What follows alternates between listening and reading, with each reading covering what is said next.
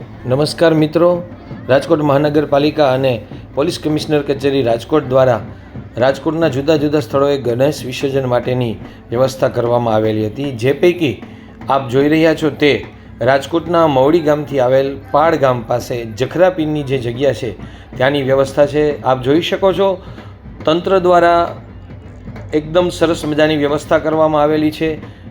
મોટા ગણપતિ વિસર્જન માટે ક્રેનની વ્યવસ્થા છે।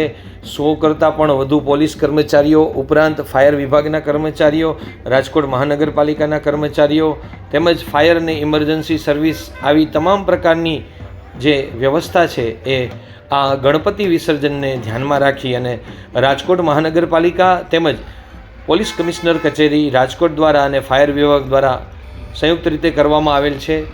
આપણે સૌ ગણપતિ ઉત્સવનું વિસર્જન વખતે કોઈ પણ એવો પ્રસંગ ન બને અને જેથી કરીને ઉત્સવ છે એ માતમ ન બને એ તમામ બાબતોની તકેદારી રાખી અને ધ્યાનમાં રાખી અને ગણેશ ઉત્સવના અંતિમ દિવસે વિસર્જન માટેની એક સુંદર મજાની વ્યવસ્થા છે એ રાજકોટ મહાનગરપાલિકા દ્વારા કરવામાં આવેલી છે।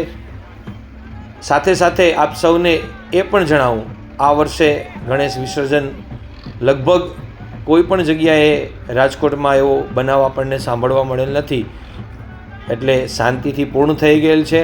આવતા વર્ષે પણ આપણે સૌ રાજકોટવાસીઓ આવી જ રીતે શાંતિપૂર્ણ રીતે ગણપતિ ઉત્સવ ઉજવીએ અને સાથે સાથે ગણપતિ વિસર્જન કરીએ ત્યારે તંત્ર દ્વારા જે કંઈ વ્યવસ્થા કરવામાં આવે એ તમામ વ્યવસ્થાની અંદર આપણે સૌ સહભાગી થઈએ અને એ વ્યવસ્થાને જાળવીએ અને તંત્ર દ્વારા જે સૂચનાઓ આપવામાં આવે એનો અમલ કરીએ। એ જ સાચું ગણપતિ વિસર્જન છે। આપ સૌને ગણપતિ ઉત્સવની અંતિમ દિવસની વિસર્જન દિવસની ખૂબ ખૂબ શુભકામનાઓ। ગણપતિ દાદાને પ્રાર્થના કરી આવતા વર્ષે વહેલા પધારજો।